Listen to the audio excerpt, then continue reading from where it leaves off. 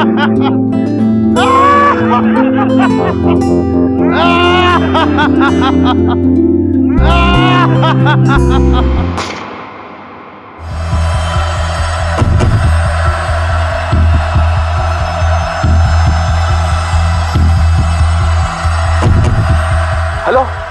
Police station. हम अपने आप को अपने घरों में, अपने परिसर में सुरक्षित महसूस करते हैं, लेकिन अगर इसी जगह असुरक्षा अपना डेरा जमा ले और शुरू हो जाए अपराध का सिलसिला, ये महज आगाज था एक ऐसे जुर्म का जहां आगे चलकर और भी कई हत्याएं होने वाली थी।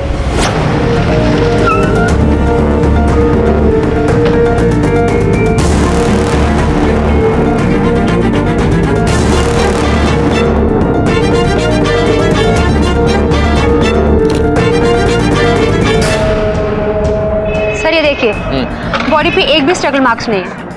सर उसके जेब में पैसे और फोन सही सलामत है, मतलब लूटपाट का मामला तो नहीं है। सर ये बुलेट एविडेंस ठीक है, बॉडी को पोस्टमार्टम के लिए भेजो और इसकी फोन डिटेल्स और एड्रेस निकालो। आसपास अगर कोई सीसीटीवी फुटेज है चेक करो, और हाँ, घर वालों से लेकर बाहर वालों तक सबसे पूछताछ करो। सर चलो विकी बेटा, बाय बाय बेटा, बाय। अरे अरे विक्की के पापा सुनते हो? अरे सुनिए ना, कहाँ जा रहे हैं आप इस वक्त? कितनी बार बोला है घर से बाहर जाते वक्त पीछे से मत टोका करो। हम तो बस इतना कह रहे थे कि हमें और विक्की को थोड़ा बाजार घुमा लाते ना। देखो आज मेरे पास बिल्कुल भी टाइम नहीं, फिर कभी देखते हैं। गुप्ता जी, गुप्ता जी, आप बाजार की तरफ जा रहे हैं? जी हाँ, आपको भी जाना है क्या? हाँ, वो बच्चों के लिए कुछ सामान लेना था मुझे। फिर सोचने की क्या बात है, आइए बैठिए, आइए। Thank you. Bye mummy. Bye.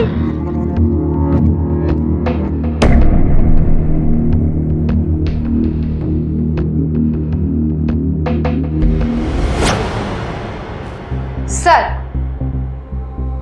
Body की पोस्टमार्टम और फॉरेंसिक रिपोर्ट आ गई है। लाश के पास मिली बुलेट शेल्स और बुलेट से ये पता चलता है कि बुलेट किसी इंग्लिश 9mm पिस्टल से फायर किया गया है, वो भी पॉइंट ब्लैंक रेंज से। इतना सोफिस्टिकेटेड वेपन यूज किया गया एक सब्जी वाले को मारने के लिए? नॉर्मली ऐसी गन्स की बुलेट रजिस्टर्ड होती है। गन की डिटेल्स निकालो और गोली के रजिस्ट्रेशन नंबर से पता लगाओ कि ये बुलेट किस नाम से अलॉट की गई थी। और बंसी के घर से कोई इंफॉर्मेशन? सर कांस्टेबल आलोक गया है वहाँ। ओके।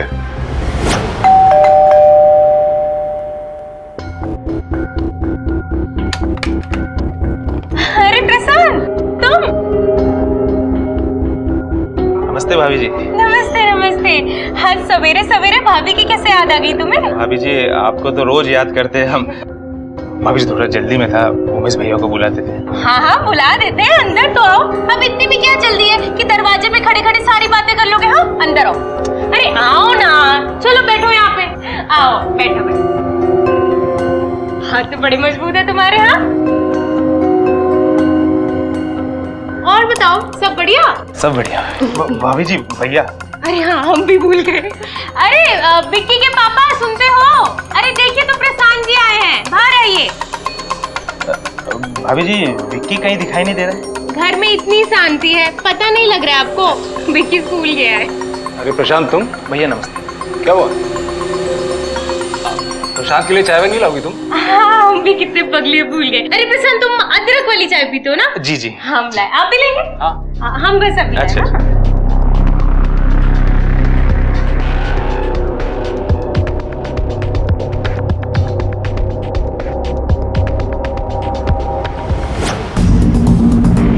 साहब थोड़ा सा बड़बोला था बंस, मगर उसका किसी के साथ ऐसी कोई भी दुश्मनी न थी कि कोई उसको मार डाले। हमें कुछ नहीं पता सर बंसी के फोन डिटेल से कुछ भी खास हाथ नहीं आया है और पार्क के आसपास किसी भी सीसीटीवी कैमरा में कुछ भी कैद नहीं हुआ। और बुलेट की डिटेल्स? सर डिटेल्स आ गई है। उसी मोहल्ले में रहने वाले मिस्टर अनिल मेहरा के नाम रजिस्टर है सर, और उनके नाम एक 9mm इंग्लिश पिस्टल भी रजिस्टर है। Well done. चलिए पिस्टल के मालिक से भी मिलते हैं।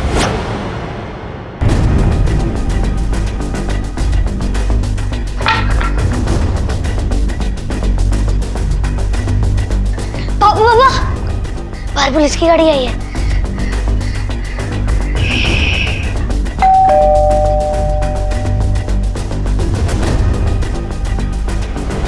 आपको तो पता ही होगा कि पास वाले पार्क में एक सब्जी वाले का मर्डर हुआ है, और जिस पिस्टल से मर्डर हुआ है वो पिस्टल आपके पति यानी कि अनिल मेहरा के नाम पर रजिस्टर्ड है। इंस्पेक्टर साहब, आपको जरूर कोई गलतफहमी हो गई है। मेरे पति को गुजरे 2 साल हो गए और उनके पास कोई पिस्टल नहीं थी। ये देखिए, आर्म परचेज रजिस्ट्रेशन, जिसमें पिस्टल की मेक और सेल लेटर में आपके पति का सिग्नेचर है। और ये पिस्टल 5 साल पहले उन्होंने खरीदी थी। ये सिग्नेचर्स मेरे पति अनिल के ही है, पर उन्होंने मुझे कभी नहीं ये कहा था कि उन्होंने पिस्टल खरीदी है, और ना ही मुझे कभी घर में पिस्टल मिली। देखिए, इससे पहले कि हम आपके घर की तलाशी लें, आप बताएंगे पिस्टल कहाँ है? आई एम सॉरी, लेकिन मुझे सच में नहीं पता कि पिस्टल कहाँ है। ये रही पिस्टल, इसमें लाइट भी आती है।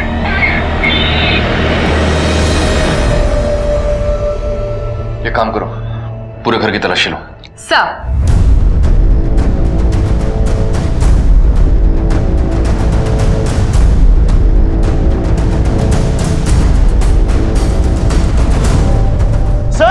सर देखिए यहाँ कुछ है। ये देखिए,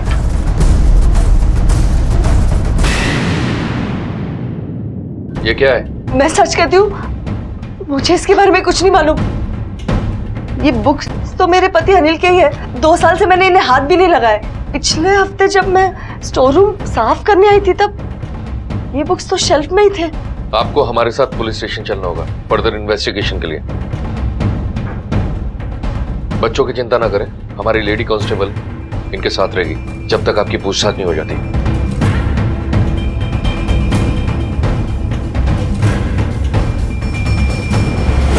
देख लिया, अब तो मैडम जी को लिफ्ट देने के लिए पुलिस की गाड़ी भी आने लगी है। सोच लीजिए, ऐसा ना हो उनसे ज्यादा बातचीत करने पर आपको भी मुफ्त की सैर ना मिल जाए पुलिस की बड़ी वाली गाड़ी में। देख लिया ना सबने, हाँ? आखिर में उमेश भैया ने बोला था कि अपनी ठेलियां यहाँ वहाँ घुमाने से बढ़िया हमारे मार्केट वाली जगह पे लगा दो और हो जाओ टेंशन फ्री। अगर बंसी ने अपना ठेला यहाँ खड़ा किया होता तो आज उसका प्रोटेक्शन का जिम्मा हमरा होता। मजाल कोई उसका बाल बाका कर पाता। 2 पैसा बचाने के चक्कर में अपनी जान गवा बैठा ना। सही बोल रहे कि नहीं हम? हाँ चाचा, आप बताएंगे मिस्टर मेहरा की मौत कैसे हुई थी? वो प्रॉपर्टी डीलर थे। एक डील में उन्हें बहुत बड़ा नुकसान हो गया था और दिल का दौरा पड़ने से उनका देहांत हो गया। तब से उनका काम मैं ही संभाल रही हूँ और बच्चों की परवरिश भी कर रही हूँ। आपको 5 सालों में कैसे पता नहीं लगा कि आपके घर में पिस्टल है? कभी ये बात सामने आई नहीं। ठीक है, हम आपकी बात मान लेते हैं कि जब आप स्टोर साफ कर रही थी उस समय किताबें नहीं गिरी हुई थी, लेकिन उस बीच आपके घर में कोई आया गया था? मेरा काम ही ऐसा है, लोग तो आते जाते रहते हैं। हाँ, 4 दिन पहले मेरे पति की दूसरी बरसी थी, तब लगभग सारा मोहल्ला आया था।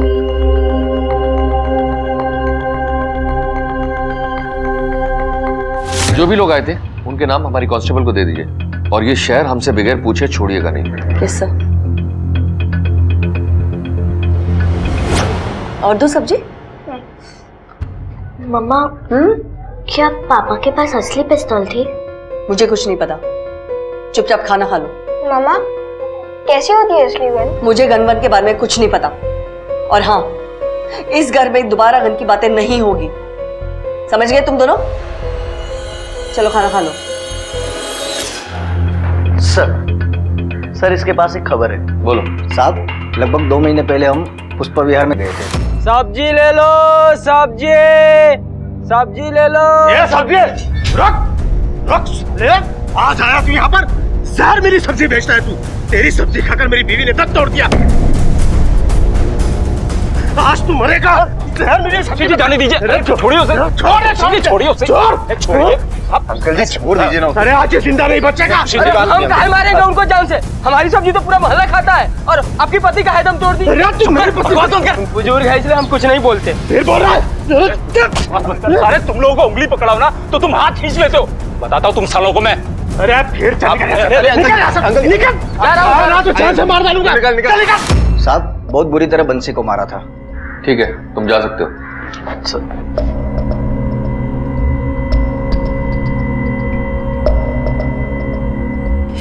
सर ये देखिए, मिसेस मेहरा के घर आए हुए मेहमानों की लिस्ट है और इसमें अरविंद जोशी का भी नाम है। मतलब आगे की कहानी मिस्टर जोशी से सुननी पड़ेगी। भाभी जी, ओ भाभी जी। अरे आ गया नंदू। हाँ भाभी। खेल। भाभी, आपने वो बंसी सब्जी वाले का सुना? हमसे कोई खबर छुप पाई है आज तक जो अब छुपेगी?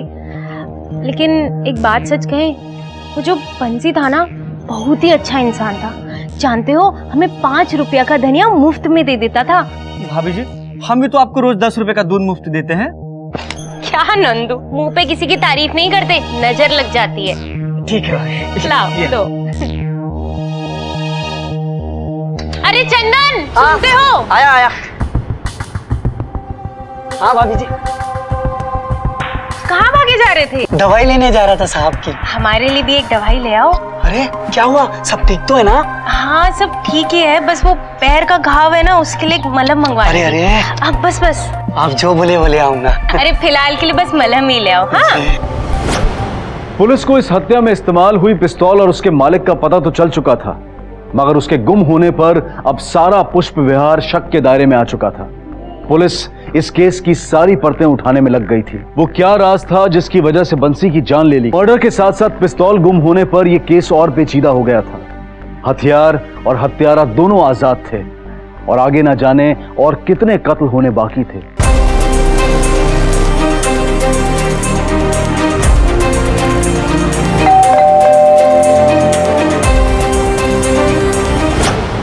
मिस्टर जोशी हैं क्या? जी।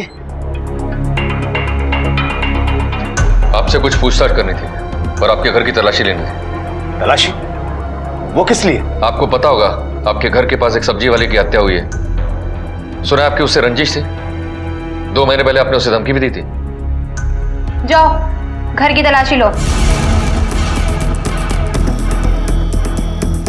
देखिए साहब, 8 महीने पहले मेरी पत्नी को फूड पॉइजनिंग हुई। बहुत बड़ा इन्फेक्शन हुआ था पेट में, ऑपरेशन भी करवाया, लेकिन 2 महीने पहले तड़पते हुए उसकी जान निकली और इन सब का जिम्मेदार था वो सब्जी वाला। आजकल के सब्जी वाले केमिकल मिली हुई सब्जियां बेचते हैं। तो आपने पुलिस में क्यों नहीं कंप्लेन लिखवाई? आप क्या करते साहब, न्यूज में तो ऐसे लोगों की खबरें रोज आती हैं, तो क्या सबको पकड़ लेते हैं आप? तो आप खुद जाकर उन्हें गोली मारोगे? मैं कैसे मारूंगा, मेरे पास तो आपकी तरह बंदूक भी नहीं। अच्छा, आप मिसेस मेहरा के पति की बरसी में गए थे? हाँ गया था, लेकिन इसका सब्जी वाले के खून से क्या लेना देना? क्या लेना देना है वो हम पता कर ही लेंगे। फिलहाल अब शहर छोड़कर कहीं मत जाइएगा। सर अच्छे से चेक किया, घर में कुछ नहीं मिला। चलो। बंसी की मौत खाली नहीं गई है भैया, अपना तीर एकदम सही निशाने पे लगा है। जी भैया।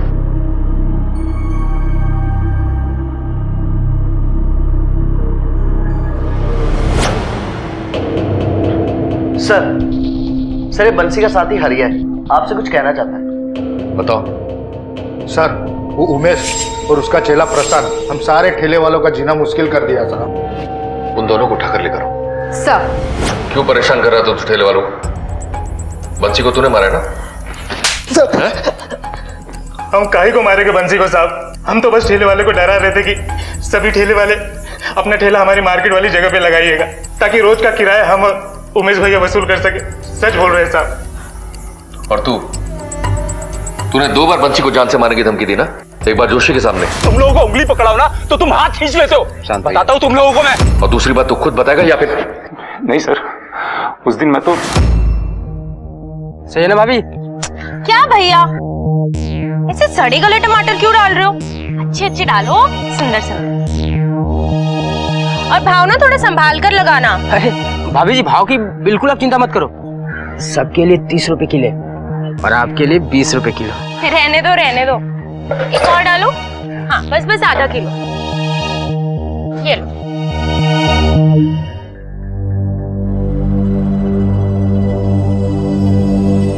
क्या कमर है यार, कमाल का।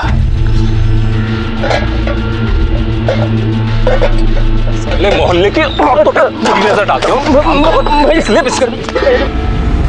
मैंने मारा साले बंसी को और उसका ठेला भी पलटा दिया था मैंने, लेकिन सर मैंने उसे गोली नहीं मारी। हमारी पत्नी बहुत भोली भाली है, वो नहीं जानती किसकी नजर कैसी है, लेकिन हम बहुत अच्छे से जानते हैं ऐसे लोगों को। और बंसी की मौत से हमने फायदा ये उठाया कि इधर उधर ठेला लगाने वालों को हमने अपनी मार्केट की जगह में ठेला लगवाया। उससे हमारी काफी आमदनी हो रही थी, लेकिन सर हमने उसे नहीं मारा है। वेरीफाई करो कि कितना सच बोल रहा है और इन दोनों के घर की तलाशी लो। सर अरे आजकल ये बुढ़ाऊ है जोशी, परेशान करके रख दिया है। ऊपर से घर बेचने की बातें करते रहता है। अरे नुकसान तो हमारी नौकरी की हो गई ना। अरे बचपन से इसकी नौकरी की क्या मिला? अरे इतना पैसा लेकर जाएगा कहाँ ये बुढ़ाऊ? अरे यार तू परेशान क्यों हो रहा है? मैं हूं ना तेरे साथ। अच्छा ये बता, कुछ माल लाया कि खाली आता है? आया ना।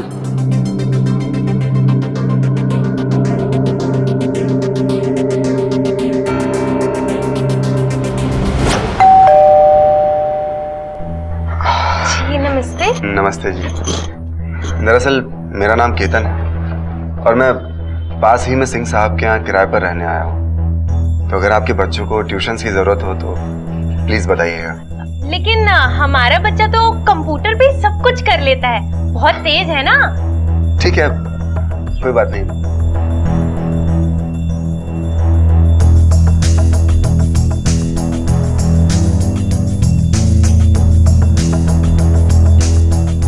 ना जाने अब कौन किसको ट्यूशन पढ़ाएगा।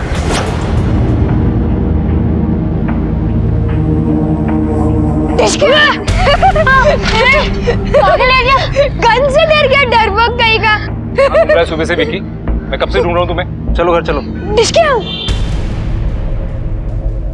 अंकल आपको डर नहीं लगता क्या? नहीं लगता, क्योंकि मुझे असली और नकली गन का पता है। असली गन दिखाऊं तुझे? दिखाऊं? नहीं अंकल नहीं। चलो बेटा।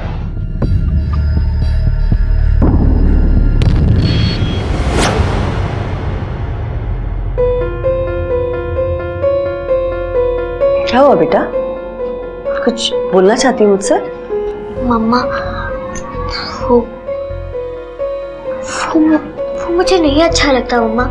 जब आप बाहर वाले आदमियों के साथ बात करती हैं, लोग आपके बारे में क्या सोचेंगे पापा? बेटा तुम अपनी मम्मा को अच्छी तरह से जानती हो ना। लोगों की चिंता मत करो, जो जैसा होता है वैसा ही सोचता है। ओके?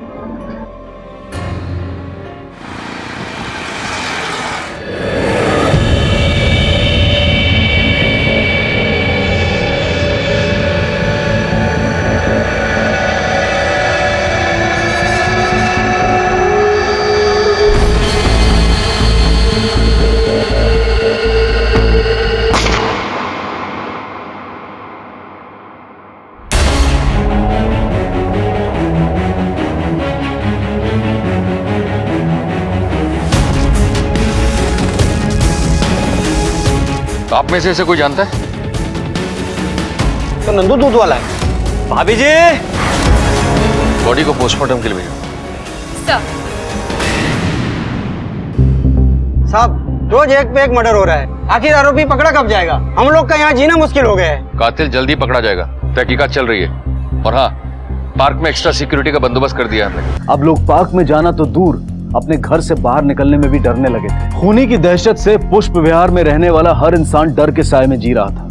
आखिर खूनी क्यों उन लोगों को अपना शिकार बना रहा था जो अपना सामान बेचने के लिए पुष्प विहार में आया जाया करते? तो दूसरी तरफ एक के बाद एक ऐसे किस्से उभर कर सामने आ रहे थे जो पुलिस को संदिग्ध की तरफ इशारा तो कर रहे थे, लेकिन कातिल अब भी पुलिस की गिरफ्त से दूर था। अब उसकी गोली न जाने किसे अपना अगला शिकार बनाने वाली थी, लेकिन पुलिस की नींद हराम हो चुकी थी और वो पूरी कोशिशों में लगी हुई थी कातिल तक पहुंचने की। सर ये कहीं सीरियल किलिंग का मामला तो नहीं जो हर बार इसी पार्क में हो रहा है? नंदू के बारे में पता करो और पार्क में आने जाने वाले हर रेगुलर इंसान के बारे में पता करो। जी सर। वो ना किसी आसपास में रहने वाले का ही काम है।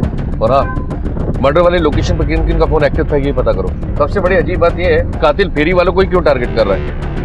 अच्छा, उमेश की घर की तलाशी का क्या हुआ? सर चेकिंग किया पर वहाँ कुछ भी नहीं मिला। अच्छी सुनते हो, ये जो पड़ोस वाली मिसिज मेहरा है ना, इतनी भी शरीफ नहीं है जितनी की दिखती है। हमने कई बार देखा है, अनजान मर्दों का आना जाना लगा रहता है इनके घर के भीतर। जब तुम कुछ जानती नहीं हो ना तो बोला भी मत करो। प्रॉपर्टी डीलिंग का काम करते हैं, वो भी मेरी तरह। अलग अलग लोगों से मिलना जुलना लगा ही रहता है। हाँ हाँ, आप क्यों सुनने लगे कुछ भी उनके खिलाफ? हमारी बस इतनी सी गलती है कि हम उनकी तरह तेज नहीं है, सीधी सादी से है ना, इसलिए। पता नहीं ये मिसेज मेहरा ने क्या जादू कर दिया सबके सब मर्दों पर।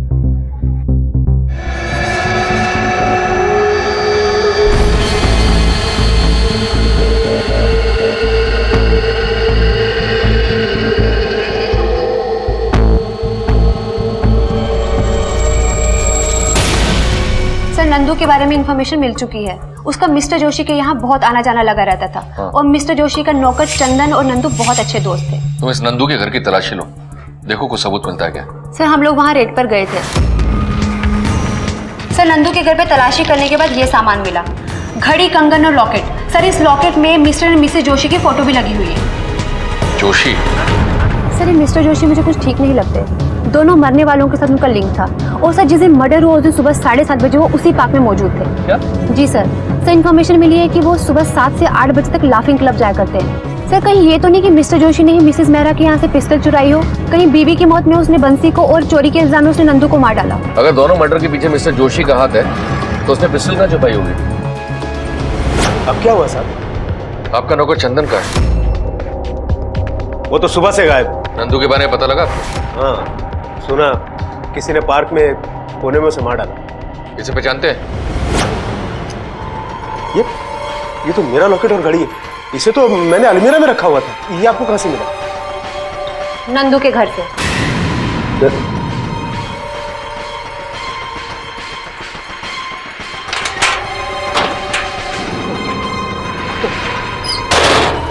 सांप पाला था मैंने, सांप जो मुझे ही डस रहा था अपने उस दूध वाले दोस्त के साथ। अच्छा हुआ वो नंदू दूध वाला मारा गया। अब जिस दिन चंदन मारा जाएगा ना तो मुझे और भी खुशी होगी। कहीं आप ही तो नहीं जो इन सबको मार रहे हैं अपने लाफिंग सेशन के नाम पर? इन दोनों की मौत भी करीबन सुबह 7:30 बजे हुई है। पुष्प विहार पार्क में जाकर आप खुद पता करवाइए ना सर, मैं वहां का हेड भी हूं। वहां होने ले लाफ्टर सेशन को मैं ही लीड करता हूं। एक भी दिन 7 बजे के बाद और 8 बजे के पहले मैं कहीं नहीं जाता। और सब जानते हैं कि मैं 1 मिनट के लिए भी अपना सेशन अधूरा नहीं छोड़ता। जब नंदू और बंसी की हत्या हुई तब आप कहाँ थे? पार्क में था, लेकिन मैं कभी भी भीड़ का हिस्सा नहीं बनता सर। कहीं ऐसा तो नहीं कि मिस्टर जोशी ने चंदन से मिलकर ये दोनों खून करवाया हो और उसे भगा दिया हो? या फिर ऐसा भी हो सकता है कि चंदन का खून करवा दिया और उसकी बॉडी को भी छुपा दिया? सर, ये भी तो हो सकता है कि चंदन की नंदू से चोरी की हो सामान को लेकर झगड़ा हुआ हो और फिर उसने उसे मार डाला और फिर भाग गया। सर, पर बंसी को कोई क्यों मारेगा? डॉक्टर क्लब वाली बात को वेरीफाई करो और हाँ, चंदन को जल्द से जल्द ढूंढ निकालो। Sir,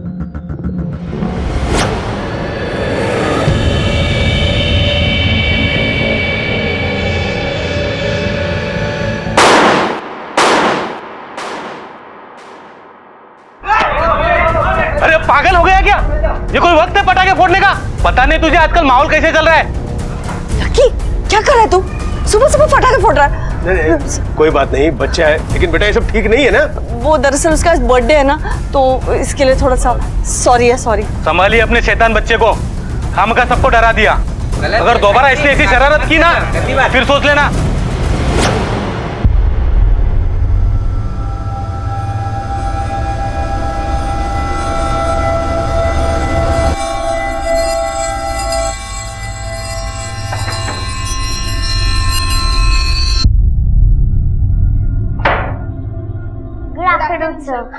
good afternoon, good afternoon. आ जाओ, चलो चलो बैग खोलो अपना। हम लोगों ने होमवर्क किया, अपनी बुक्स निकालो।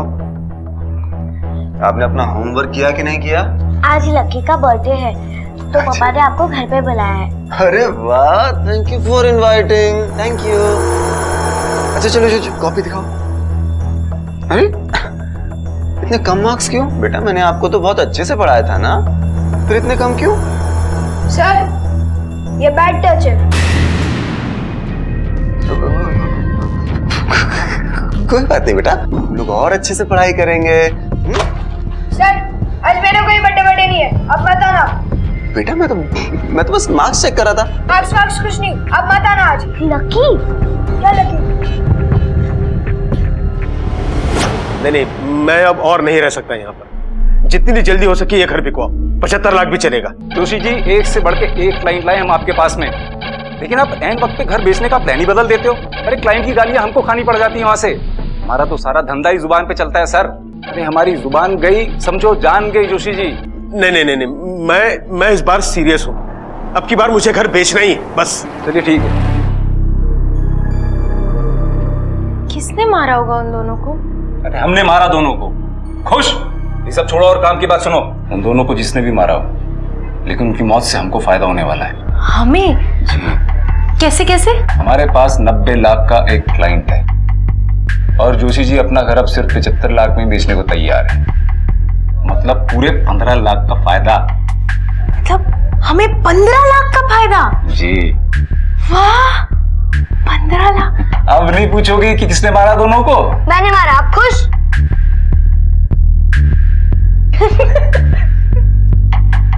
पुष्प विहार में रहने वाले कई लोग अब तक शक के घेरे में तो आ चुके थे, लेकिन अब तक कोई ठोस सबूत पुलिस के हाथ नहीं लगा था और खूनी अब भी महज एक सवाल बनकर सामने खड़ा था। ये दोनों मर्डर्स किसी आपसी रंजिश या दुश्मनी का नतीजा थे या फिर इसके पीछे कोई गहरी चाल छुपी हुई थी। लेकिन कहीं ना कहीं ये डर बना हुआ था कि क्या ये इस खूनी सिलसिले का अंत था या फिर कोई और हादसा होना अभी बाकी था। चंदू के चोरी करके जाने का पता चला, बहुत बुरा लगा। हम आपके पड़ोसी हैं इसलिए चिंता हो रही है। मैं बस कुछ ही दिन का पड़ोसी हूं आप लोगों का। सब कुछ बेचकर अपने गांव वापस चला जाऊंगा। कम से कम वहां सुकून से तो रहूंगा।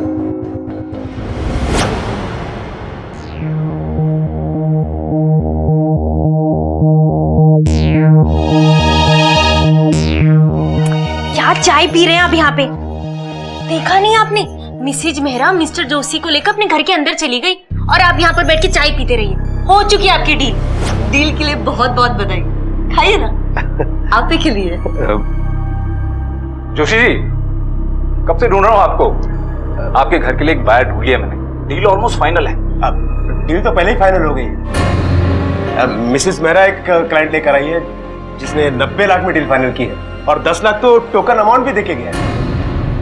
मैंने कहा था ना आपसे, ये औरत बहुत बड़ी गेम खेल रही है। देख लिया आपने?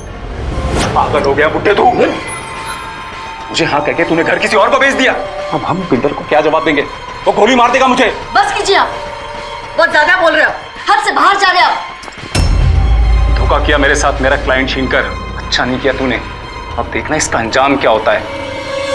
देख लूंगा तुझे, देख लूंगा।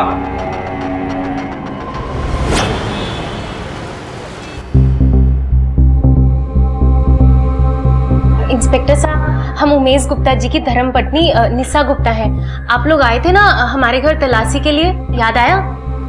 हाँ हमें याद है, बोलिए। हम क्या बोले, हम तो ठहरी गांव की सीधी सादी औरत। लेकिन साहब, ये जो आजकल चल रहा है ना हत्याकांड, इस सब के पीछे कौन है हमें सब पता है। कौन है? साहब मिसेज मेहरा, और कौन? इस सब के पीछे उसी का हाथ है साहब। मैंने उसे घंटों, वो सब्जी वाला था ना वो, और वो नंदू दूध वाला, उसके साथ बतियाते हुए देखा है। जब देखो उसके साथ मीठी मीठी बातें करती रहती थी। कोई ना कोई तो बात होगी ना साहब, जिसकी वजह से वो ये सब कर रही है। कोई ना कोई तो राज होगा ना जो वो छुपाना चाहती है। और आपको पता है आजकल उसका नया शिकार कौन है? मिस्टर जोशी। उनका घर भी बिकवा कर अपना फायदा बटोर रही है वो। ठीक है, आप जा सकते हैं। ऐसा भी तो हो सकता है कि सब उमेश गुप्ता कर रहा हो अपनी रेबल मिसेस मेहरा को फंसाने के लिए। फिलहाल निशा की बातों में कितनी सच्चाई है पता करो। सर,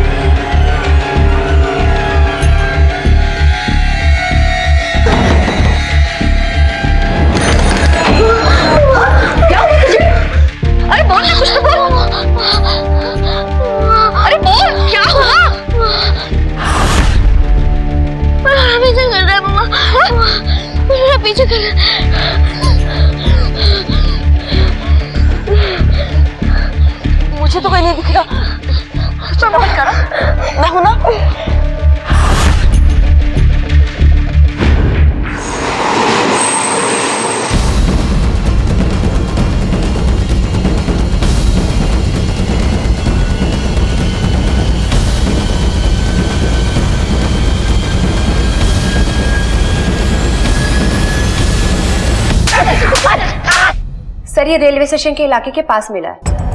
चल बोलना शुरू कर, वरना ये साहब बता दो साहब, मैंने बंसी और नंदू को नहीं मारा साहब, मैंने किसी को नहीं मारा साहब। मैं और नंदू साहब काफी समय से मिस्टर जोशी का घर खाली कर रहे थे साहब। जोशी को पता ही नहीं चल रहा था, मगर साहब नंदू के मारे जाने के बाद हमारा चोरी पकड़ा गया। हमें लगा कि पिस्तौल जोशी जी के पास है। जोशी जी गुस्से वाले और पागल है साहब, कुछ भी कर सकते हैं, इसलिए साहब भाग निकला। ये तो हम पता कर लेंगे कि तुमने उसे मारा है कि नहीं, पर चोरी के इल्जाम में तू लंबा अंदर जाएगा। अरे साहब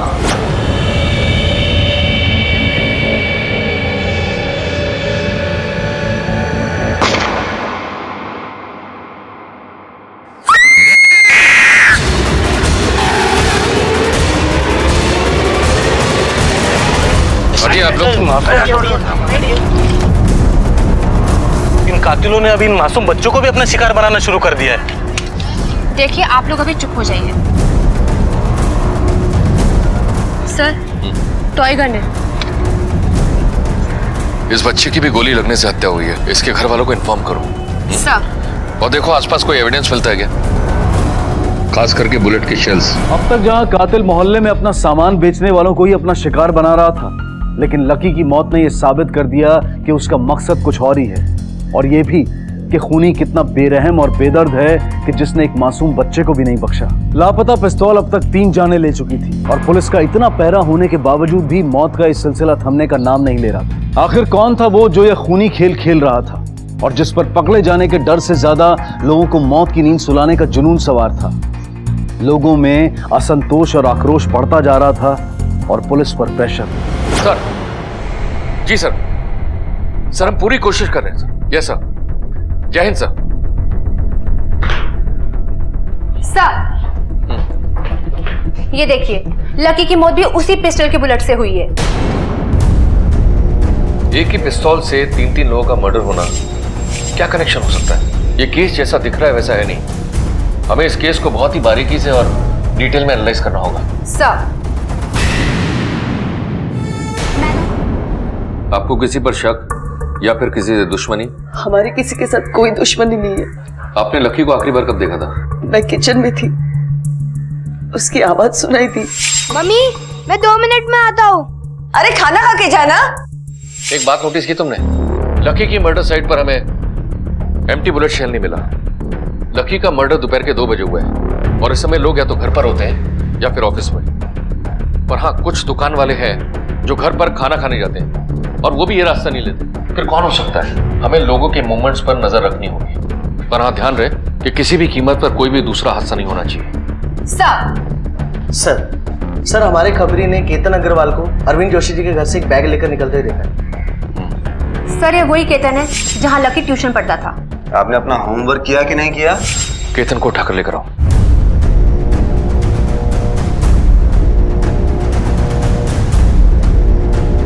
यहाँ तो ताला लगा हुआ है, चाबी कहाँ है?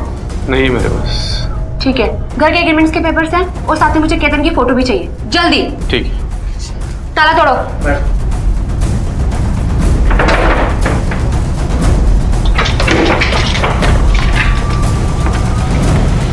तुम इधर देखो।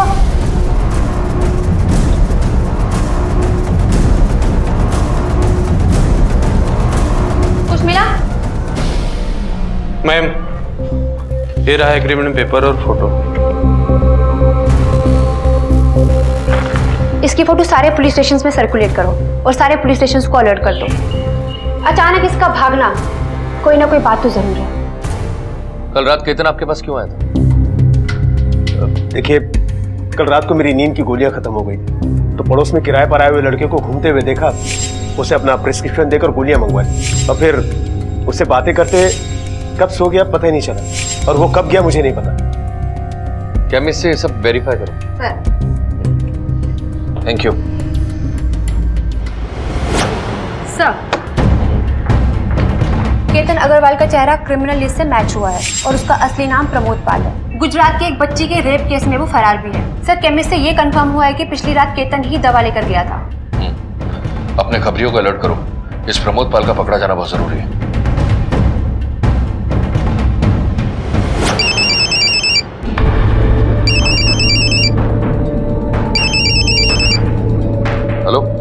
केतन की लीड मिल गई है। बस्ती में छुपा बैठा है वो। वेल डन, पकड़ कर लिया उसे।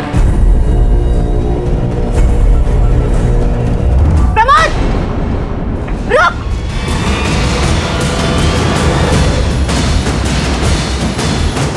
रुक! रुक!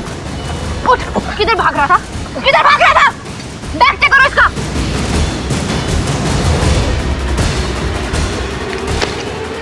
चल, अब तेरी ट्यूशन मैं लेती हूँ। ले चल ऐसे। पता क्या आता है तेरा इस केस में, और क्या नहीं करतूत करके तू भाग रहा था? इतने पैसे कहाँ से आए तेरे पास? सर, नेहा पे मेरी निगाहें रहती थी सर।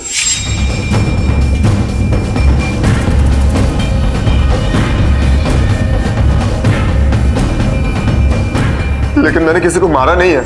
हाँ, बस वो उस रात को जब मैं मोहल्ले के बाहर टहल रहा था तो जोशी जी ने मुझे कुछ दवाइयाँ लाने के लिए कहा। मैं दवाइयाँ लेकर आया, जोशी जी ने वो खा ली और उसके बाद मुझसे बहुत देर तक बातें की।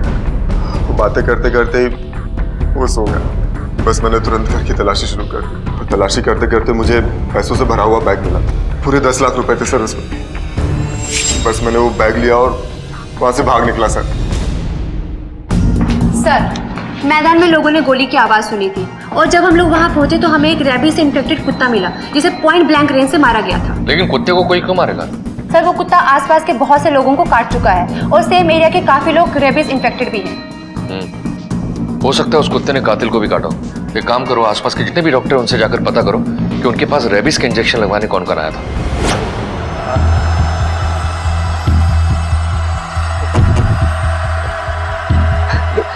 जोशी जी, आप? मिसेस मेहरा, मुझे आपसे जरूरी काम था। सर, ये उन्हीं लोगों की लिस्ट है जिन्होंने पुष्प विहार एरिया में रेबीज के इंजेक्शंस लगवाए थे। आप लोगों ने तलाशी तो ले ली थी, अब क्या बाकी रह गया है? नंदू और बच्ची का तुम्हारे घर में आना जाना था। हाँ। लकी की माँ की वजह से तुम्हारे पति की डील खराब हुई थी। एक कुत्ते ने तुम्हें काटा भी था और ये सब के सब एक ही पिस्टल की गोली से मारे गए। और सबसे बड़ी बात, तो मिसेस मेहरा के घर में उसके पति की बर्सी में गई थी। साहब, आप जो भी कह रहे हैं वो सच है। हमारे पैर में कुत्ते ने काटा भी था, लेकिन इसका मतलब ये तो नहीं कि हम पिस्तौल लेकर खून करते फिरेंगे। घर की तलाशी लो। साहब, हम कह रहे हैं हमने कुछ नहीं किया है। अब सुन क्यों नहीं रहे हैं? कहाँ जा रहे हैं आप अंदर?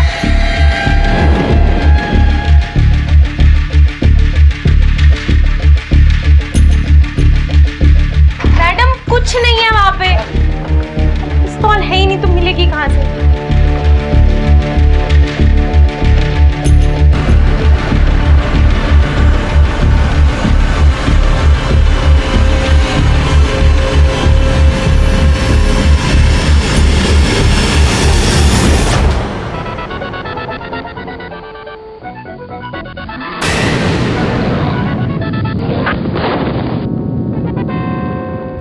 बेटा, ये पिस्टल आपको कहां से मिली?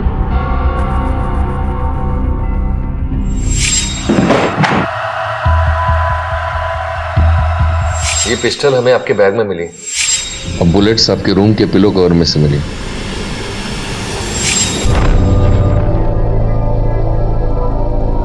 आपको पसंद है ये? अच्छा, ये बताओ, आपने बंसी को क्यों मारा? एक को मारने से 100 पॉइंट्स मिलते हैं ना। अच्छा, आपने नंदू को क्यों मारा? उनको भी पॉइंट्स के लिए ही मारा। तो लकी को भी आपने पॉइंट्स के लिए मारा? फिर मैंने वो कुत्ते को भी वही गन से मार दिया। उसने मेरी मम्मी को काटा था क्योंकि इससे सेकंड चांस नहीं मिलती। अब मैं इसे अपनी स्कूल की मैम को भी मारूंगा। वो मुझे बहुत डांटती है। आपको ये गन चलाना किसने सिखाया?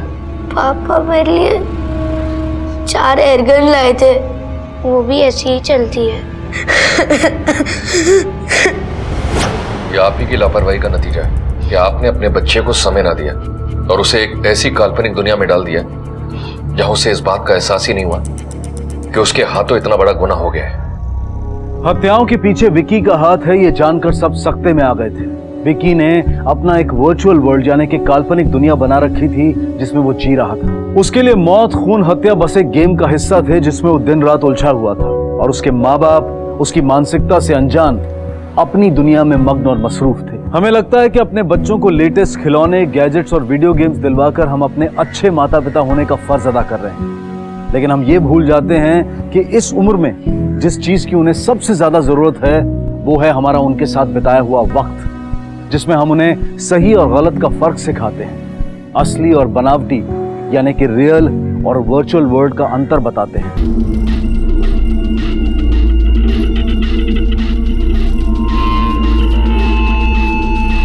पापा, अब आप क्या करेंगे?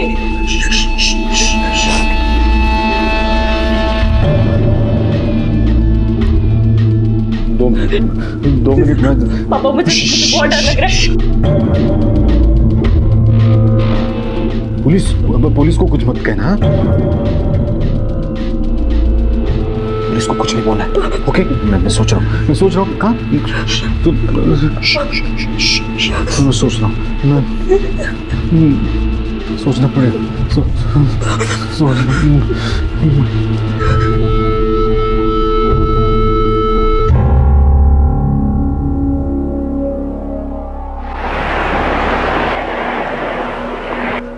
ओ भाई, ओए,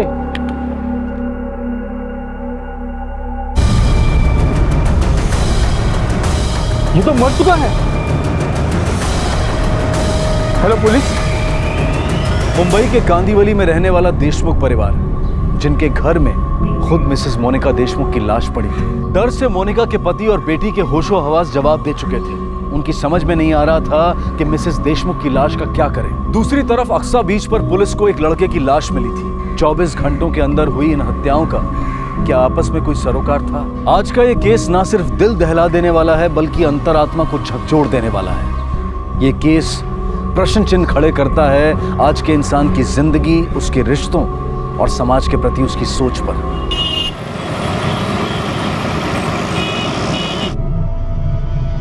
बाप्पा, मेरे बेटे की रक्षा करना। मालूम नहीं कल रात से किधर है। अच्छा, तेरे पास भी नहीं आया? अच्छा, कोई कॉल आया तो मुझे बताना। हाँ, मुझे फोन करना। आई मैंने भाऊ के हर दोस्त से मालूम किया, हर जगह देखा, भाऊ किधर भी नहीं। इससे पहले भाऊ रात भर कभी घर के बाहर नहीं रहा।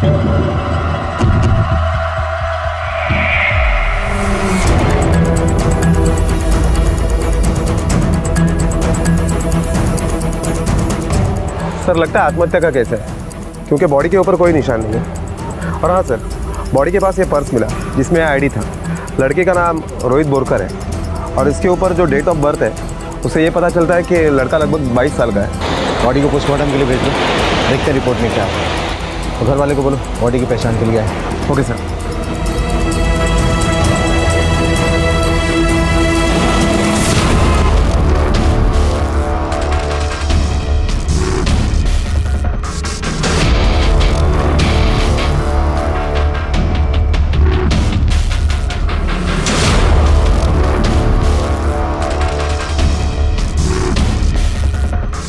रश्मि, नॉर्मल बिहेव करो। तुम्हें देखकर कोई भी अंदाजा लगा सकता है कि तुम। पापा, नहीं हो रहा है। वहाँ मम्मा की लाश घर पर पड़ी है और हर बार ये बात कहना जरूरी है? रश्मि, देखो बेटा, अगर तुम नॉर्मल बिहेव नहीं करोगी हम फंस जाएंगे। Please relax.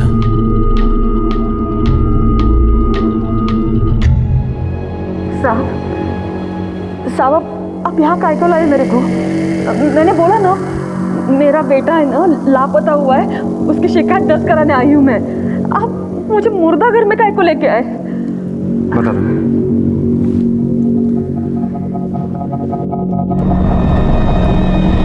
देखकर बताइए, क्या ये आपका ही बेटा है? रोहित, रोहित, रोहित, रोहित आके खोलो। रोहित, मगर रोहित, रोहित, रोहित आके खोलो मगर रोहित, रोहित।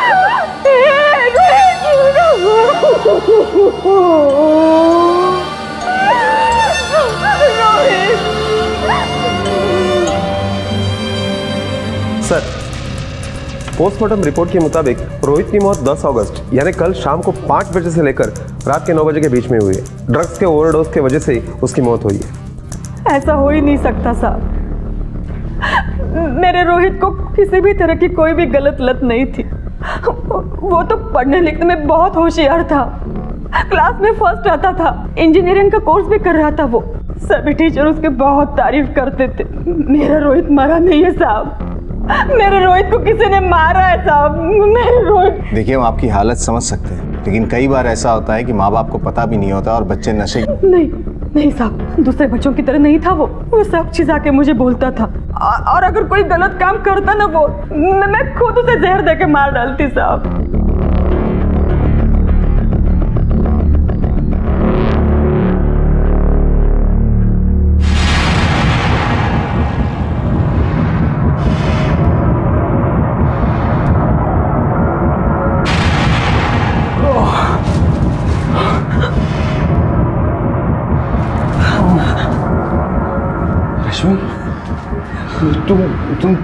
तुम ये सब देख नहीं पाओगी। कमरे में जाओ, तुम्हें जाओ जाओ।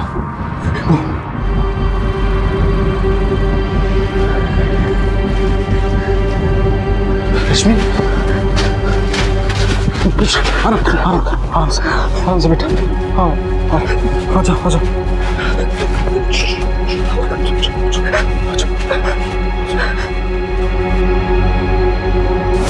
नहीं साहब, रोहित बस्ती में बाकी के लड़कों के जैसा मवालीगिरी नहीं करता था साहब। सुलोचना ने अच्छे कर्म किए होंगे, इसलिए उसे रोहित जैसा बेटा भगवान ने दिया। ऐसा तो अच्छा था साहब, पर ये लोग कॉलेज में जाते हैं, कॉलेज के बाहर क्या करते हैं आपल्याला माहित नहीं साहब। वो अपने आई को और भाई को एकदम अच्छी तरह से संभालता था। सर, बस्ती में जिन लोगों से पूछताछ की उन सभी का यही कहना है कि रोहित नेक शरीफ लड़का था, अपनी माँ का, घर का, सबका ख्याल रखता था, पर ऐसा कुछ भी नहीं मिला जिससे ये साबित हो सके कि रोहित ड्रग एडिक्ट था। तो हो सकता है ये आत्महत्या नहीं बल्कि कत्ल का मामला। पॉसिबल है कि किसी ने उसे जबरदस्ती ड्रग्स दिया हो और बाद में समुद्र में फेंक दिया बॉडी, हमें गुमराह करने के लिए। हो सकता है।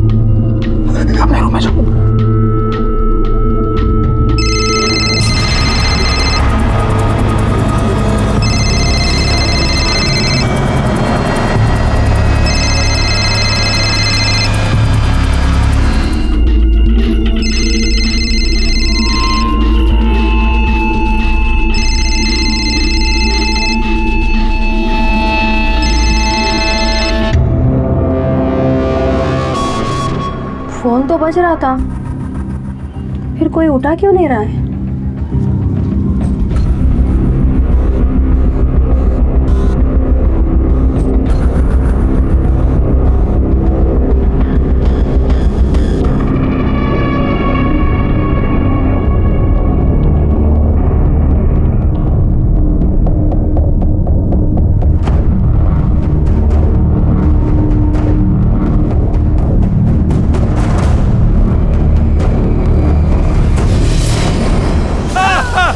मैंने कुछ नहीं किया साहब, अरे मेरे को मत मारो, अरे मैंने कुछ नहीं किया साहब।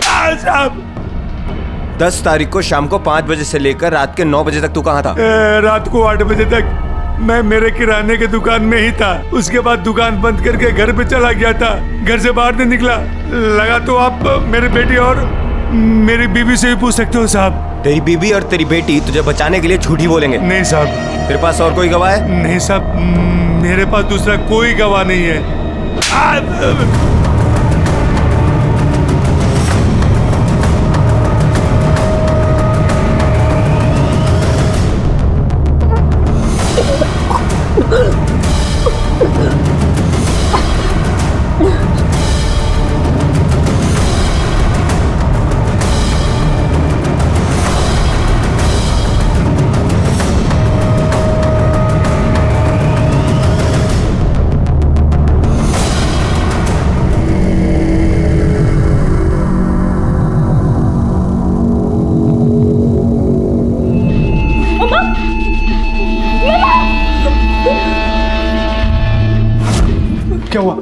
रश्मि क्या हुआ? पापा, मम्मी अभी तक यही पे।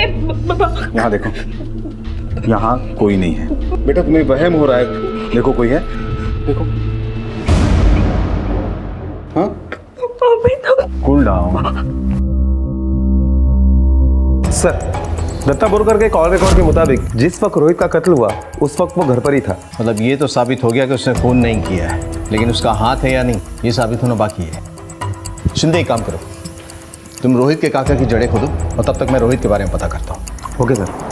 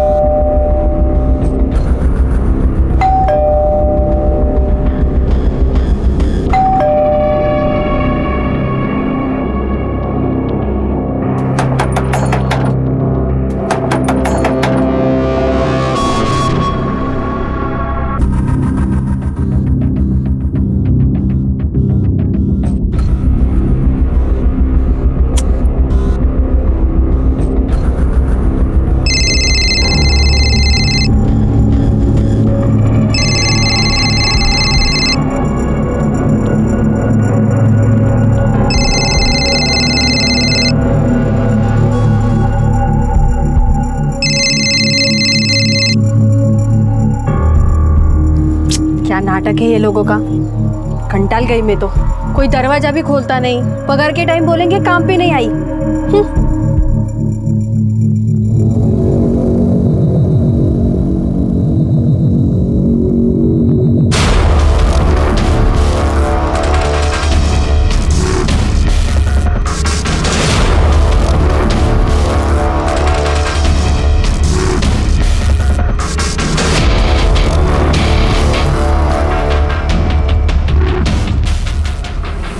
दत्ता बोरकर के साथ क्या झगड़ा है आपका? साहब एक नंबर का लिक्चर मानुस है। तो मेरे बेटे को भी उसी ने मारा। मैं बोलती ना, उसको मालूम था ना मेरा वही सहारा है। ये दत्ता मेरे को जब भी तंग करने आता, मेरे को बोलता ना तो रोहित उसको बराबर करता। दोनों में बहुत बार झगड़ा भी हुआ था। अरे चल, तू मेरे साथ भाईगिरी कर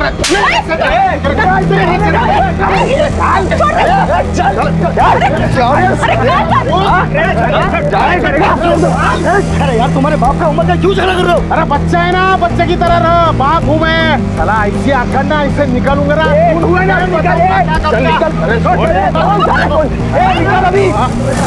आपके बेटे के बॉडी से नशीली दवा मिली जिससे उसकी मौत हुई। क्या आप जानते हैं दत्ता का कुछ ड्रग्स से लेना देना हो? मतलब वो कुछ खरीदता हो, बेचता हो, ऐसा कुछ? हाँ साहब, दत्ता काका का एक दोस्त रहता है इधर, ड्रग्स का धंधा करता है वो, रहमान नाम है उसका।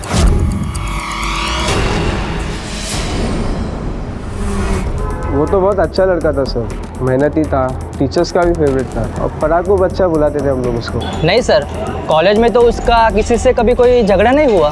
सर, वो कोई पार्ट टाइम जॉब करता था जिसके उसको बहुत पैसे मिलते थे। कौन सा जॉब कर रहा था? कभी बताया नहीं उसने। बोलता था कि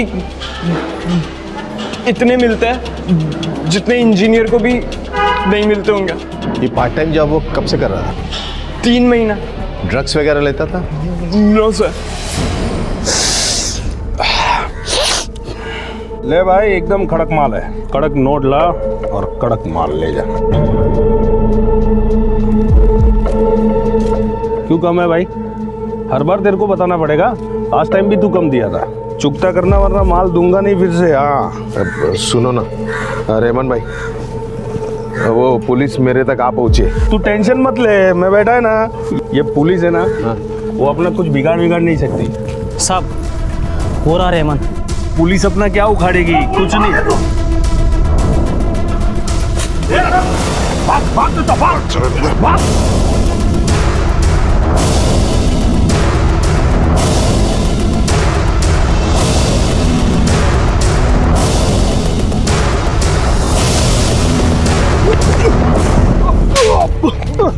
चल, तुझे नशे की ऐसी गोली खिलाता हूँ ना, इसमें आदमी को पूछने की नहीं जरूरत पड़ती, खुद ब खुद सब सच उगल देता है। चल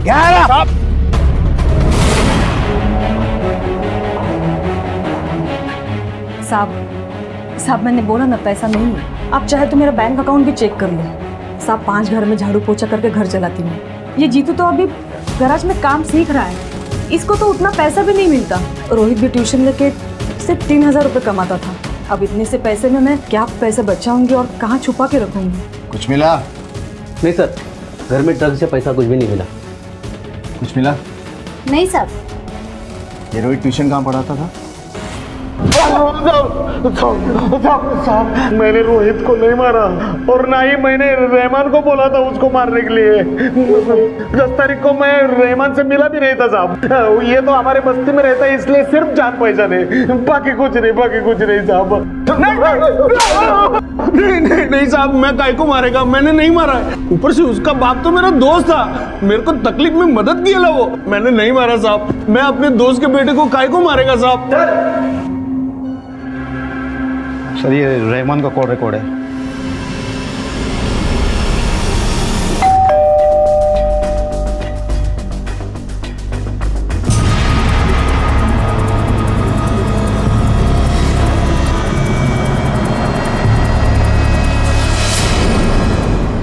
रोहित की मौत के बारे में सुनकर हमें भी बहुत बुरा लगा सर। पर सर हमारी और उसकी इतनी जान पहचान थी कि वो हमारी बेटी रश्मि को फिजिक्स की ट्यूशन देने के लिए आया करता था, लेकिन 2-3 महीने से उसने ये ट्यूशन भी छोड़ दी। ट्यूशन छोड़ने की कोई खास वजह बताई? हाँ, उसका कहना था कि इस ट्यूशन की वजह से वो अपनी खुद की पढ़ाई को टाइम नहीं दे पाता है। आपकी बेटी रश्मि कहाँ है? वो सो रही है। आप कहो तो उठा दूं उसे मैं? नहीं, जरूरत पड़ेगी तो दोबारा आएंगे। ये ना मेरी बेटी रश्मि और वो मेरी वाइफ है मोनिका, अभी शॉपिंग को गई है।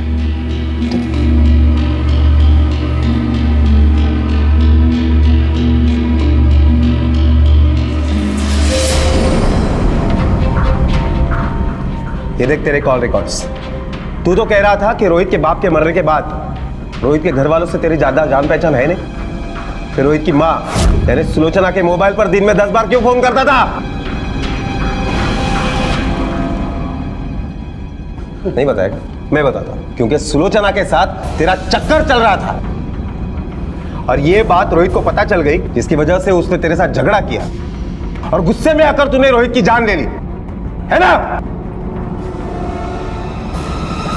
चलो अपने रूम में चलो। पापा वो लोग हमें पकड़ने को आए थे ना, देख लेना, वो लोग हमें पकड़ के लेके जाएंगे और उनको ना मम्मी की बॉडी पे मिल जाएगी। रश्मि तसा काही होणार नहीं है। हे बघ, वो मेरे क्लिनिक के काम से आए थे, तुम आराम करो। पापा वो हमें पकड़ने के लिए ही आए थे और वो ना फिर से हमें पकड़ने के लिए आएंगे और हमें ना पुलिस को सब कुछ बता देना चाहिए। मैं उन्हें अभी सब बता देती हूँ। नहीं रश्मि, ये तुम्हारा दिमाग खराब हो गया। फोन मुझे दो, फोन दो मुझे। रहमान सच बोल रहे साहब, मेरे पति का सबसे नजदीकी दोस्त था वो। मेरे पति की मौत के बाद उसी ने मेरे को सहारा दिया। मेरे को कोई भी मदद चाहिए होती है तो सलाह चाहिए होती ना, तो वही करता था साहब।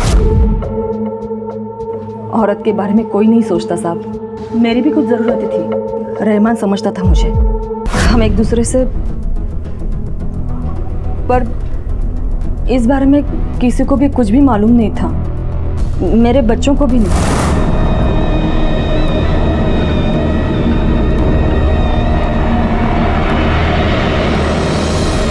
और अगर मेरे बच्चों को मालूम भी पड़ता तो जीतू बहुत भड़कता, लेकिन रोहित नहीं। रोहित मुझे समझता। ये रहमान है ना, मेरे बच्चों को बिल्कुल बाप की तरह चाहता है। वो ऐसा नुकसान नहीं करेगा मेरे बच्चों को।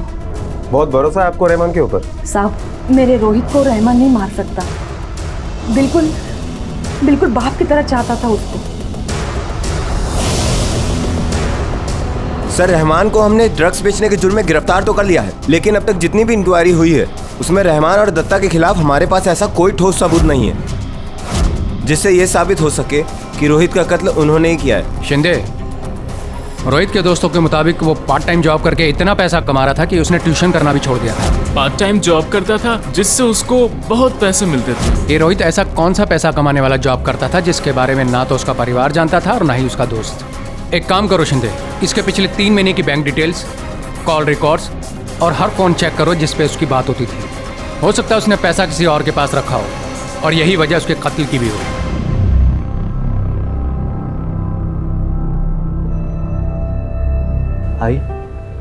आई थोड़ा सा खाना खा ले, थोड़ा सा खा ले। तूने कुछ नहीं खाया है। मैंने कहा ना एक बार, मुझे बिल्कुल भूख नहीं है, कुछ नहीं खाना मुझे। आई सोच, अगर भाऊ तेरे को देख रहा होगा कि तू खाली पेट बैठी है तो बता कितना बुरा लग रहा होगा उसको, है ना? मुझे अकेले छोड़ के गया, उसका कुछ नहीं लगा उसको। आज एक बात तो पता चल गई, अगर मैं मरा होता ना और भाऊ तेरे को पोहा खिलाता तो फट से खा लेती। क्या बोला तू? वापस ऐसे बोलने का नहीं है, हाँ?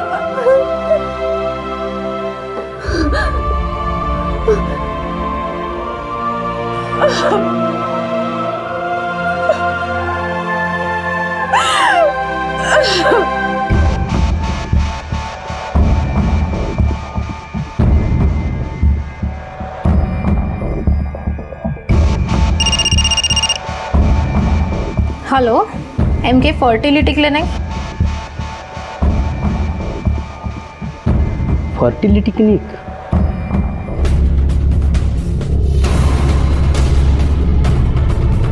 राउत, जरा आजूबाजूला चौकशी करा। यस सर, तोपर्यंत मी बघतो। सर, मैंने आपको फ़ोन किया, सुबह कचरा साफ कर रहा था तभी ये मिला साहब। सर, हमने आसपास में पूछताछ की, ये थैली किसने फेंकी पता नहीं। राउत, ये बॉडी का लगभग 20% ही हिस्सा है। इसका मतलब है ऐसी एक नहीं, ऐसी और भी थैलियाँ रहेगी और शहर के अन्य हिस्सों में भी फेंका गया होगा। हमें उन्हें ढूंढ कर निकालना पड़ेगा। हाँ सर, रोहित हमारा रेगुलर स्पर्म डोनर था। वो न्यूज़पेपर में हमारा ऐड देख के यहाँ आया था और स्पर्म डोनेशन के लिए पर सेशन हम उसे 25,000 रुपये देते थे। कब से कर रही है? पिछले 3 महीने से। हर वेडनेसडे वो यहाँ आता था। अब मैं आपको उसके रिकॉर्ड्स दिखाती हूँ। जी, ये रहे। मतलब पिछले 3 महीने में कम से कम 3 लाख रुपए कमाए उसने। जी हाँ। 10 अगस्त को वेडनेसडे था, उस दिन आया था वो यहाँ? अगर आया होगा तो रिकॉर्ड्स में होगा। यस सर, शाम को 5 बजे आया था और 5:30 बजे चला गया था। ये उसके उस दिन की पेमेंट की रिसीप्ट है। डॉक्टर, आपके यहाँ जितने भी स्पर्म डोनर्स आते हैं उनका मेडिकल टेस्ट तो होता होगा? जी हाँ। रोहित के मेडिकल टेस्ट में ऐसा कुछ भी निकला जिससे लगे कि वो ड्रग एडिक्ट है? नहीं इंस्पेक्टर, रोहित किसी भी तरह के ड्रग्स नहीं लेता था। रोहित ने अपने पार्ट टाइम जॉब से 3 महीने में 3 लाख रुपए कमाए थे, जिसके बारे में उसके परिवार तक को पता नहीं था। कहाँ थे ये पैसे? कहीं यही कारण तो नहीं था रोहित की मौत का? और वो लाश जो शहर की अलग अलग जगहों पर मिली थी, उसकी पहचान भी पुलिस के लिए एक चुनौती बनी हुई थी। क्या वाकई में रोहित और इस औरत के केस में कोई संबंध था, या फिर ये 2 अलग अलग अपराध और अपराधी की कहानी थी?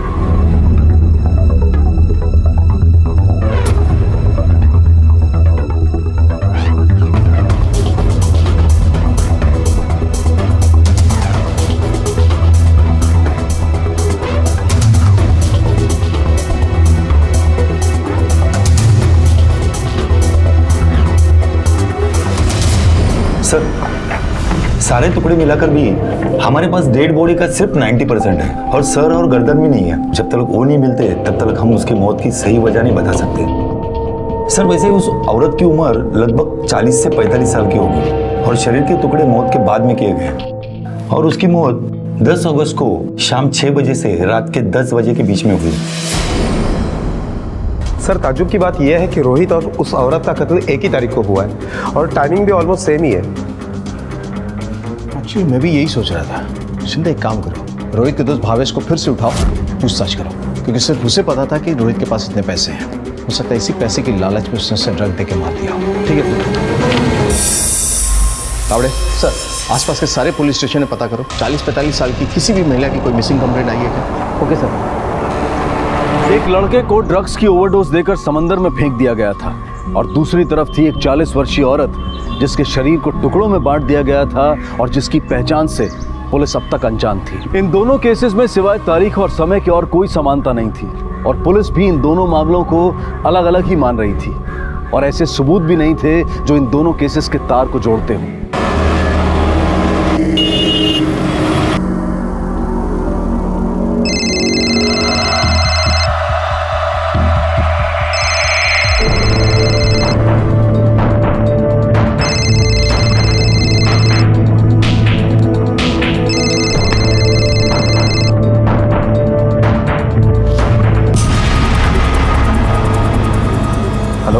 हेलो विलास बेटा, मोनिका जी आई बोलती है।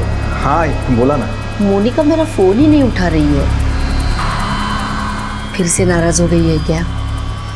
नहीं है, ऐसा कहीं नहीं है। एक्चुअली वो अपने ग्रुप के साथ बाहर गाँव गई है। आपका क्या, मेरा भी फोन नहीं उठा रही है। वो जैसे ही वापस आती है ना, मैं उसकी आपसे बात करवाता हूँ। हाँ हाँ।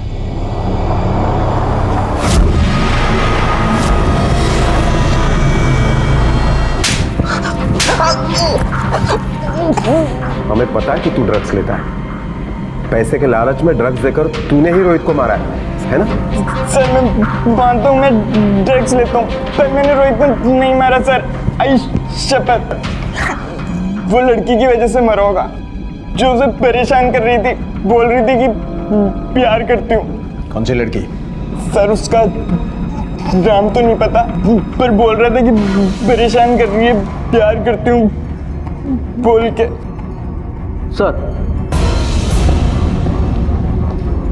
सर उस औरत की पहचान के लिए अब तक कोई नहीं आया है, ना किसी पुलिस स्टेशन में उसके मिसिंग कंप्लेंट का मैच है।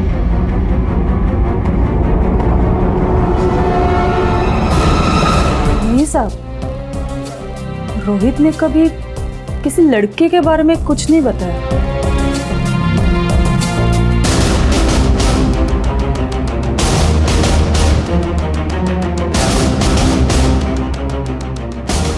तो जिस लड़की के बारे में पता था ना, बोल कौन है वो? हाँ साहब मुझे पता था। मैं आई को बोलने वाला था, पर भाऊ ने मना किया था कि आई को मत बता, वो खामखा टेंशन लेगी और डर जाएगी, क्योंकि वो पढ़ाई लिखाई छोड़कर ये सब कुछ कर रहा है। तो मैंने नहीं बताया। मतलब रोहित का अफेयर था उसके साथ? हाँ, कब से जानता तू? अफेयर तो नहीं बोल सकता साहब, क्योंकि मैंने मतलब एक दिन देखा था। तुम्हें शर्म नहीं आती? मैं तुम्हारा टीचर था और तुम क्या बोल रही हो? ये प्यार की रत वगैरह बहुत बार कहा तुम्हें।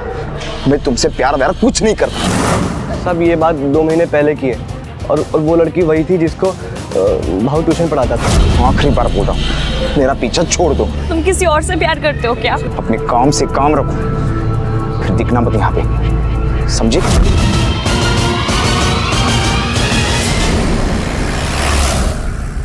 इंस्पेक्टर मैं रश्मि को बुला देता, लेकिन उसकी तबीयत जरा खराब है। तबीयत खराब है या झूठ बोल रहे हैं आप? झूठ मैं नहीं, वो बोल रहे हैं। मेरी बेटी रोहित के पीछे नहीं पड़ी थी, रोहित उसके पीछे पड़ा था। उसे पढ़ाने के बहाने यहां आके जब उसने मेरी बेटी के साथ बदतमीजी की तो मैंने उसे भगा दिया।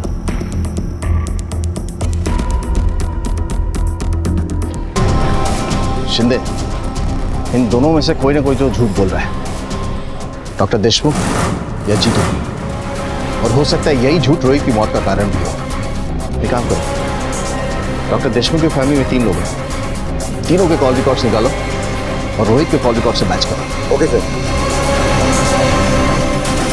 मैं कुछ दिन रखना अपने पास, समझने की कोशिश कर। घर में बहुत लोचा है, मैं आकर लेता हूँ, किससे बात कर रहा था? ये किसी से नहीं। तो फिर मेरे को देख के फोन काहे को कट किया? तेरे को देख के थोड़े कटाई, बात पूरी होगी मैंने काट दी। पापा please, I don't want to go, please try to understand. बस थोड़े दिनों की बात है, जब तक ये मामला ठंडा नहीं हो जाता है तब तक। जैसे यहाँ मामला ठंडा हो जाएगा मैं तुम्हें वापस बुलाऊंगा, ठीक है? पापा मैं अकेले नहीं जाना चाहती, आप भी चलिए ना। रश्मि हट्टा करूँ नकोस। ऑलरेडी यहाँ की सिचुएशन बहुत खराब है, जिसकी वजह सिर्फ तुम हो। सर, रश्मि के कॉल रिकॉर्ड्स के मुताबिक रश्मि दिन में कम से कम 20 बार तो रोहित को फोन किया ही करती थी। रोहित कभी कभार ही उसे जवाब देता था। और एक बात सर, सोशल नेटवर्किंग साइट पर रोहित की एक प्रोफाइल मिली जिसके बारे में उसके घर वालों को कुछ पता नहीं था। उसी प्रोफाइल पर रश्मि ने कई सारे मैसेज भी भेजे थे और रोहित को जवाब देने के लिए, रिप्लाई देने के लिए फोर्स भी किया था। उसी प्रोफाइल पर सर रश्मि ने अपने न्यूड फोटोज भी भेजे थे और यहाँ तक धमकी भी दी थी रोहित को कि अगर तूने रिप्लाई नहीं दिया तो या तो वो खुद मरेगी या उसे मार डालेगी। इसका मतलब है कि जीतू सच कह रहा था कि रश्मि उसे परेशान कर रही थी। परेशान करने के लिए किस हद तक जा सकती है ये तो वही बताएगी हमें। ऐसा क्यों कर रहा है तू? हाँ, तेरे को समझाया ना मैंने। देख तेरे भरोसा क्या है मैंने, तू छोड़ूंगा नहीं तेरे को, मैं बोल रहा हूँ। तू यार आई।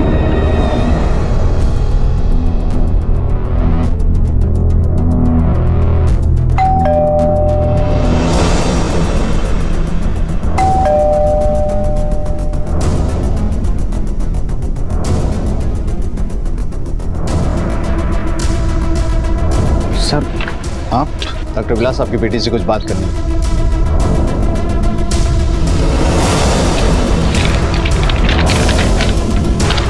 ये उस एफआईआर की कॉपी है जो आज सुबह मैंने पुलिस स्टेशन में करवाई थी। मेरी बेटी रश्मि और बीवी मोनिका सुबह से गायब है सर। गायब है या गायब कर दिया तुमने? मैं ऐसा क्यों करूंगा सर? सर, मोनिका और रश्मि के लास्ट मोबाइल लोकेशन के मुताबिक उनका फ़ोन घर पर ही स्विच ऑफ हुआ। सर, लेकिन ताज्जुब की बात यह है कि फ़ोन पर हमेशा एक्टिव रहने वाली मोनिका के मोबाइल से 10 तारीख के बाद ना कोई फ़ोन आया है ना कोई फ़ोन गया है। जबकि हम जितनी बार डॉक्टर विलास के घर पे गए हैं मोनिका हमें कभी नहीं दिखी। मेरी बेटी रश्मि और वो मेरी वाइफ है मोनिका अभी शॉपिंग को गई और उसके मोबाइल का लास्ट लोकेशन घर का दिखा रहा है।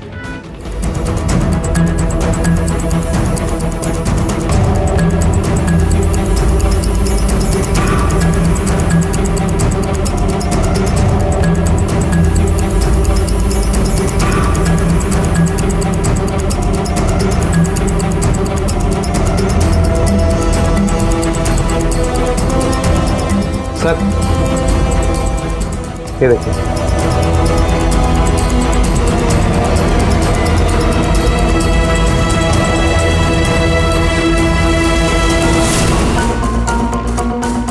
शिंदे, तुमने मोनिका की अलमारी देखी? ऐसा लग रहा है कि कुछ दिनों से किसी ने छुआ भी नहीं है उसे। अगर वो आज सुबह गायब हुई है तो उसका कोई सामान तो मिलना चाहिए घर में बिखरा हुआ। सर, और दोनों माँ बेटी ने अपना फ़ोन भी कबड़ में ही छोड़ दिया था। ये डॉक्टर देशमुख बहुत पहुंची हुई चीज़ लग रहा है। इसे थोड़ी नहीं बहुत जानकारी निकालनी पड़ेगी।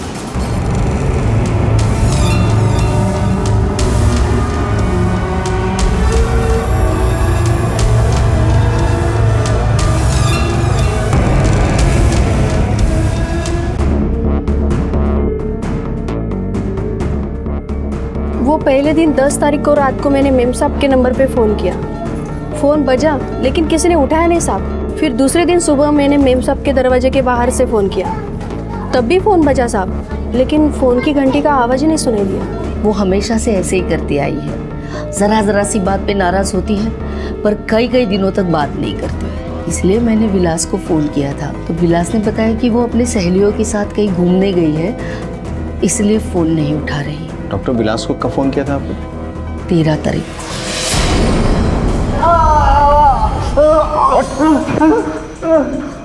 इसके पहले कि हम तुम्हें डॉक्टर से मरीज बनाए, सच बोल, क्या किया तुमने अपनी बीबी और बेटी के साथ?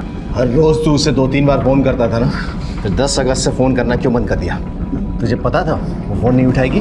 और 11 अगस्त के बाद ना तो क्लिनिक गया और ना तेरी बेटी कॉलेज। क्यों? रश्मि देशमुख का पता चल गया है। वो पुणे में थी, अपने एक कॉलेज के फ्रेंड है उसके घर पर। सर, रश्मि कन्फेस करना चाहती है।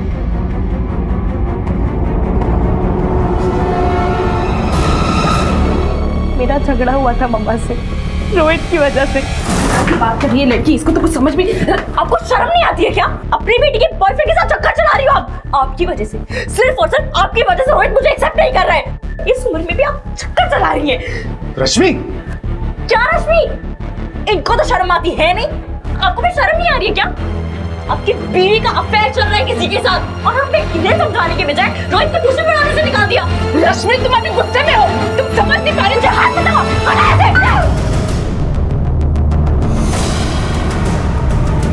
मम्मा मर चुकी। रोहित के साथ क्या हुआ था? मतलब किसने मारा उसे? रोहित को किसने मारा? रोहित को क्यों मारा? रोहित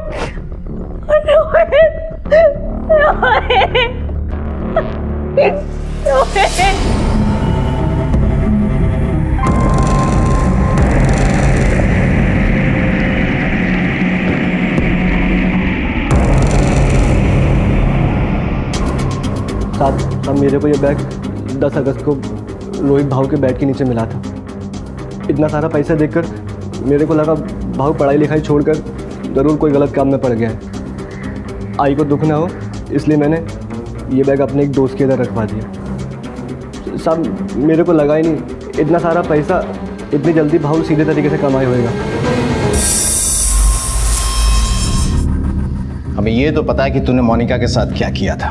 अब ये बता कि रोहित के साथ क्या हुआ था, क्योंकि हमें पता है कि तुझे पता था कि तेरी बेटी उसके प्यार में पागल है और तेरी वाइफ ऑलरेडी अफेयर में है। ये देख तेरे कॉल रिकॉर्ड्स जिसमें डॉक्टर शीतल का नंबर है और तेरी उससे बात होती थी। रोहित स्पर्म डोनेशन के लिए डॉक्टर शीतल के पास जाता था। अब बता क्या कनेक्शन है सब में? इतनी सेवा काफी है कि और भी करे? रोहित पेपर में कोई ऐड देखकर नहीं आया था, बल्कि डॉक्टर विलास के कहने पर मैंने उसे ऑफर देकर फंसाया था। और इसने भी ये कंफर्म किया है कि 10 तारीख को तुमने इसे छुट्टी दी थी और तुम्हारे अलावा क्लिनिक में कोई नहीं था।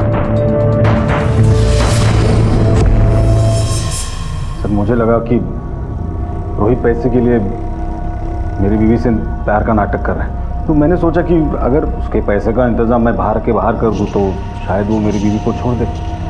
लेकिन स्पर्म डोनेशन से अच्छे खासे पैसे कमाने के बावजूद भी उसने मोनिका से रिश्ता बनाए रखा। फिर उस दिन डॉक्टर शीतल से मेरी फाइनल डील हुई। मैंने उस काम के उसे 25 लाख रुपए दिए।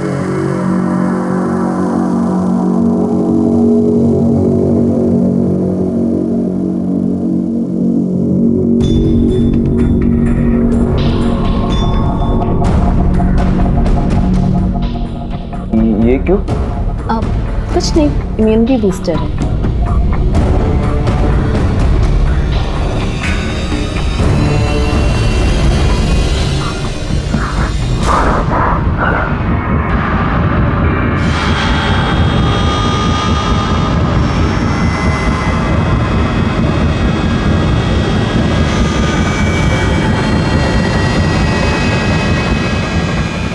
He's dead. अब इसकी बॉडी का क्या करें?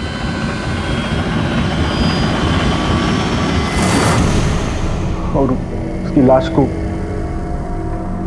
समुंदर में फेंक दिया।